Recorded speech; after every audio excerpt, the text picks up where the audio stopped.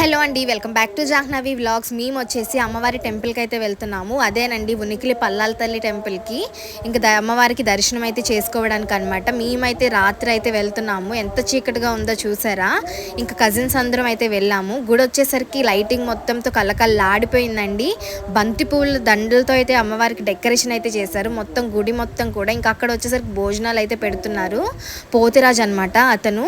పులిహోర చూసారా ఎంత కలర్ఫుల్గా కనబడుతుందో. ఇంక ఈ ఆంటీకి వచ్చేసరికి అమ్మవారు అయితే వచ్చారనమాట. ప్రతి సంవత్సరం కూడా ఆ ఆంటీగా వస్తారు అమ్మవారు.